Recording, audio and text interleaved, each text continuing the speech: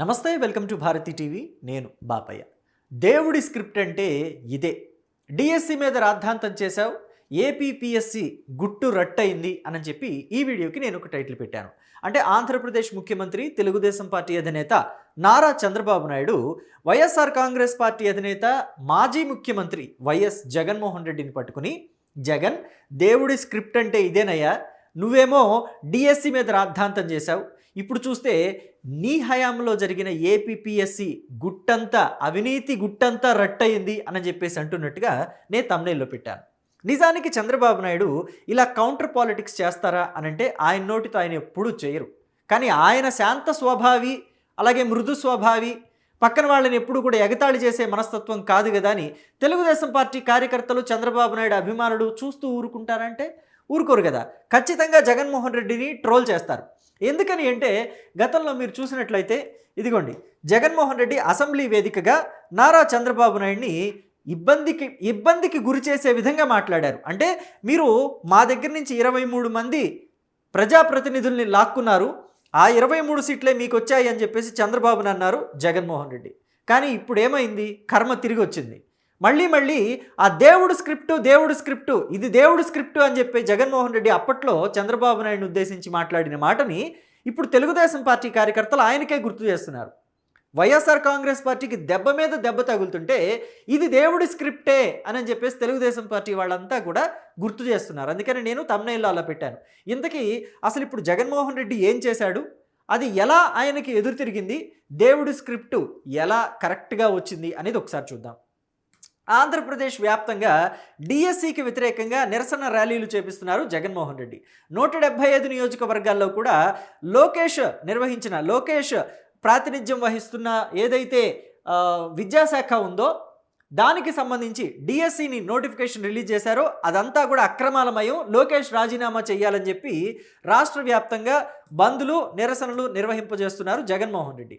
అయితే ఇప్పుడు ఈ డిఎస్సి మీద నిరసనలు నిర్వహిస్తున్న సమయంలో ఏపీపీఎస్సికి సంబంధించి ఒక వ్యవహారం బట్టబయలైంది. ఎంత బట్టబయలైందంటే జగన్మోహన్ రెడ్డి తలెత్తుకోలేని విధంగా బట్టబయలైంది. ఇదిగోండి, ఆద్యంతం అక్రమాలే, జగన్ జమానా గ్రూప్ 1పై సిట్ నివేదిక అని చెప్పేసి ఇవాళ ఆంధ్రజ్యోతి న్యూస్ పేపర్లో వచ్చింది. అంటే ఆంధ్రజ్యోతిలో వస్తే తప్పు అయిపోతుందా వైసీపీ వాళ్ళకి? ఆంధ్రజ్యోతిలో వచ్చినంత మాత్రాన న్యూస్ కరెక్ట్ కాకుండా పోతుందంటే ఎందుకు అవుతుంది? ఖచ్చితంగా యాక్సెప్ట్ చేయాల్సిందే. ఎందుకంటే సిట్ విచారణ జరిపింది. ఆంధ్రజ్యోతిలో రాసిన అదే రాయాలి, సాక్షిలో రాసిన అదే రాయాలి. ఎందుకంటే అక్రమాల పుట్ట పగిలింది కాబట్టి.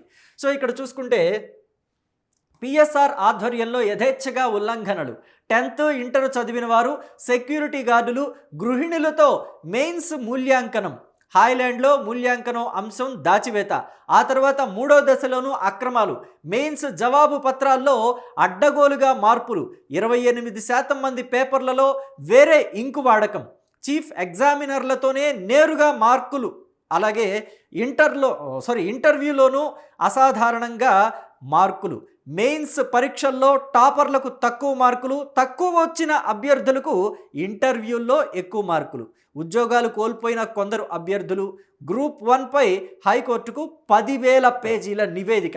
మామూలుగా కాదు, గ్రూప్ 1పై హైకోర్టుకి 10,000 పేజీల నివేదికని సమర్పించింది సిట్టు. ఎంత అడ్డగోలుగా చేసుంటారో మీరు ఊహించుకోండి. అయితే మీకు ఏమన్నా ఆశ్చర్యంగా అనిపిస్తుందో లేదో నాకు కమెంట్ బాక్స్లో చెప్పండి. ఎందుకంటే జగన్మోహన్ రెడ్డి హయాంలో ఈ నోటిఫికేషన్ రిలీజ్ చేయలేదు గ్రూప్ 1 పరీక్షలకి, ఏపీపీఎస్సి ఎగ్జామ్స్కి. ఇది రిలీజ్ చేసింది ఎవరి హయాంలో తెలుసా? టీడీపీ హయాంలో 2014 నుంచి 2019 మధ్య, అంటే ఎగ్జాక్ట్గా 2018లో ఈ నోటిఫికేషన్ రిలీజ్ చేశారు. అంటే జగన్మోహన్ రెడ్డి రిలీజ్ చేయని నోటిఫికేషన్కి సంబంధించి, తెలుగుదేశం పార్టీ హయాంలో రిలీజ్ అయిన నోటిఫికేషన్స్కి సంబంధించి గ్రూప్ 1 పరీక్షలు జగన్ జమానాలో నిర్వహిస్తే ఇన్ని అక్రమాలు జరిగాయి. ఒకవేళ ఈ డిఎస్సి గనక ఇప్పుడు జగన్మోహన్ రెడ్డి అంటున్నాడు కదా, లోకేష్ హయాంలో ఆయన విద్యాశాఖ మంత్రిగా ఉన్నప్పుడు డిఎస్సిని రిలీజ్ చేశారు, ఈ డిఎస్సిలో అక్రమాలు జరిగాయని. ఒకవేళ కొంపదీసి జగన్మోహన్ రెడ్డి హయాంలో గనక ఈ డిఎస్సిలు రిలీజ్ చేసి ఉంటే ఇంకా ఎన్ని అక్రమాలు, ఎన్ని కుంభకోణాలు జరిగేవో. ఈ గ్రూప్ 1 పరీక్షల్లోనే ఇన్ని జరిగాయంటే 16,000 పోస్టులకి సంబంధించి డిఎస్సిని రిలీజ్ చేస్తే కూటమి సర్కారు, ఒకవేళ అదే డిఎస్సిని కనుక 16,000 పోస్టులకి సంబంధించి పరీక్షలు కనుక వైసీపీ హయాంలో జరుగుంటే ఏ స్థాయిలో కుంభకోణాలు జరిగేవో మీరే ఊహించుకోవచ్చు. నాకైతే ఆశ్చర్యంగా ఏమి అనిపించటంలా.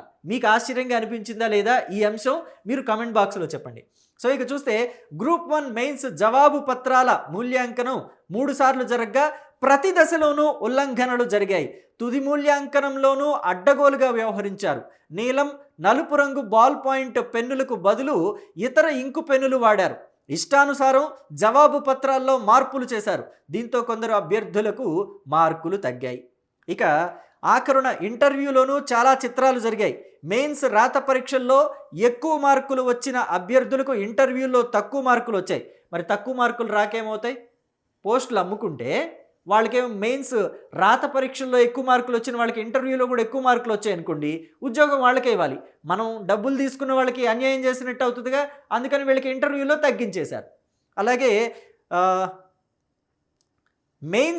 మెయిన్స్లో తక్కువ మార్కులు వచ్చిన వారికేమో ఇంటర్వ్యూల్లో భారీగా మార్కులు వేశారు. ఫలితంగా కొందరు అభ్యర్థులు ఉద్యోగాలు కోల్పోయారు. కోల్పోక ఏం చేస్తారు? వైసీపీ హయాంలో అంతే అని చెప్పేసి అనుకోవాలి, తప్పదు పరిస్థితి.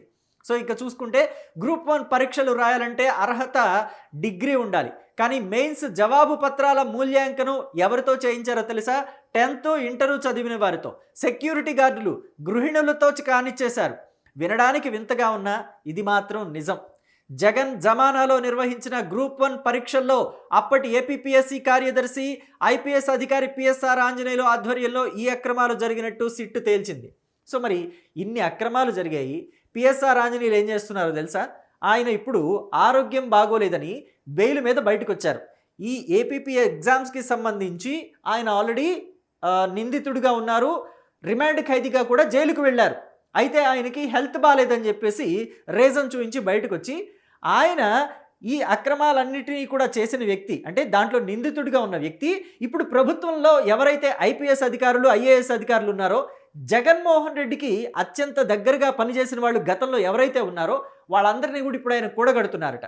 కూడగట్టి ప్రభుత్వంలో గుట్టంతా కూడా బయటకు లాగాలని చెప్పి ప్రయత్నిస్తున్నారని ఆయన మీద ఆరోపణ, పిఎస్ఆర్ ఆంజనేయుల మీద. మరి ఈ ఆరోపణ ఎంతవరకు నిజమై ఉంటుందని మీరు అనుకుంటున్నారు? ఎంతవరకు అబద్ధమై ఉంటుందని మీరు అనుకుంటున్నారు? ఎందుకంటే ఈయన ఈ ఐపీఎస్ఎల్ని ఐఏఎస్ఎల్ అందరినీ కూడగట్టుకుని వాళ్ళందరినీ కూడా దగ్గర చేసుకోవాలి, ప్రభుత్వంలో గుట్టంతా బయటకు లాగాలి. టాప్ సీక్రెట్స్ కొన్ని ఉంటాయి. గవర్నమెంట్ అన్న తర్వాత సీక్రెట్స్ మెయింటైన్ చేయాల్సి ఉంటుంది. అవి బయటకు వస్తే, బయటకు రిలీజ్ అయితే అక్రమాలు జరిగే అవకాశం ఉంటుంది కాబట్టి వాటిని సీక్రెట్గానే ఉంచుతారు. మరి వాటిని కూడా బయటకు లాగాలని పిఎస్ఆర్ ఎందుకు అనుకుంటున్నాడు అనంటే ఆయన మదిలో ఉన్న ఆలోచన జగన్మోహన్ రెడ్డిని ముఖ్యమంత్రిని చేసుకోవాలి అని చెప్పేసి బయట టాక్ నడుస్తుంది. సో మరి ఆయనకి అంత ప్రేమ ఉందేమో జగన్మోహన్ రెడ్డి మీద. సో అయితే ఇప్పుడు మనం విషయానికి వద్దాం. జగన్మోహన్ రెడ్డి గతంలో చంద్రబాబు నాయుడిని దేవుడి స్క్రిప్ట్ అని ఎగతాళి చేశాడు కదా. మరి అయితే ఇప్పుడు ఈ దేవుడి స్క్రిప్ట్ దెబ్బతోటి ఇప్పుడు డిఎస్సి మీద చేస్తున్న రాద్ధాంతం కాస్త పక్కదారి పట్టేలా ఉంది. ఆ డిఎస్సి మీద రాద్ధాంతాన్ని మధ్యలోనే కాడి వదిలేసే పరిస్థితికి వచ్చేసినట్టుంది. ఎందుకంటే దాని మీద ఆధారాలు లేవు. డిఎస్సి పేపర్ లీక్ అయిందన్నారు, ఆధారాలు ఏమీ లేవు. అలాగే డిఎస్సిలో రిజర్వేషన్ల విషయంలో అక్రమాలు జరిగాయన్నారు, ఆధారాలు లేవు. కొంతమంది అయితే వైఎస్ఆర్ కాంగ్రెస్ పార్టీకి సంబంధించిన సానుభూతి పరులు మేము డిఎస్సి రాశాము, మాకు ఉద్యోగాలు రాలేదు అని చెప్పి గుండు గీయించుకున్న వ్యక్తులు కూడా ఉన్నారు. తీరా చూస్తే అసలు అతను డిగ్రీ కూడా పాస్ అయ్యాడో లేదో అని చెప్పేసి డౌట్ అంట. అసలు అతను డిఎస్సి రాయనే లేదు, ఆయన అభ్యర్థే కాదు అని తేలిపోయింది. సో ఇన్ని నాటకాలు ఆడారు.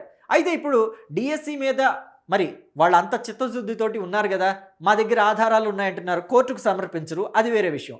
మా దగ్గరకు వచ్చి గోడు వెళ్ళబోసుకుంటున్నారు డిఎస్సి అభ్యర్థులు అని చెప్తారు. వాళ్ళతో మరి ఏమైనా కేసులు వేయించారా కోర్టులో అంటే అది లేదు. కనీసం అసెంబ్లీకి వచ్చైనా మాట్లాడతారంటే అసెంబ్లీకి మేము రాము అని చెప్పి జగన్మోహన్ రెడ్డి తేల్చేశారు. ఇది కదా దేవుడి స్క్రిప్ట్. కరెక్ట్గా అసెంబ్లీ సెషన్స్ జరగబోయే ముందు ఈ అక్రమాల పుట్ట పగిలిపోయింది. ఈ అక్రమాల కోటలోని గుట్టంతా బయటకు వచ్చేసింది. సో మరి ఏం చేస్తారు? నిజానికి ఇది గనక బయటికి రాకపోయింటే జగన్మోహన్ రెడ్డి ఖచ్చితంగా అసెంబ్లీకి వచ్చి ఉండేవాడు. ఎందుకంటే ఈ డిఎస్సి విషయంలో అసెంబ్లీలో రాద్ధాంతం చేద్దాము అని చెప్పేసి. ఇప్పుడు ఏమంటున్నారంటే మేము అసెంబ్లీకి రాము, మేము అసెంబ్లీకి వచ్చే ప్రసక్తే లేదు, మండలిలో మాకు బలం ఉంది కాబట్టి మేము మండలికి వెళతామని చెప్పేసి కూడా చెప్తున్నారట. సో మరి ఏం జరుగుతుంది ఏంటి? మండలిలో ఉన్నదెవరు? లోకేష్. చంద్రబాబు అన్నా కాస్త చూసి చూడకుండా వదిలేస్తాడేమో కానీ లోకేష్ మాత్రం గట్టిగానే ఇచ్చి పడేస్తాడు అని అంటున్నారు తెలుగుదేశం పార్టీ కార్యకర్తలు.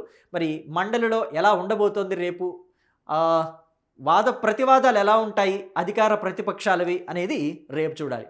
సో మొత్తం మీద అయితే దేవుడి స్క్రిప్ట్ మీకు ఎలా అనిపించింది? దేవుడు కరెక్ట్ టైంలో పంపించాడా? ఏపీపీఎస్సీకి సంబంధించిన విచారణ, సిట్టు విచారణ ఏదైతే జరిగిందో దాన్ని హైకోర్టుకి కరెక్ట్ టైంలో పంపించాడు అని చెప్పేసి మీరు అనుకుంటున్నారా? మీ అభిప్రాయాన్ని కమెంట్ బాక్స్లో తెలియచేయండి. Thank you.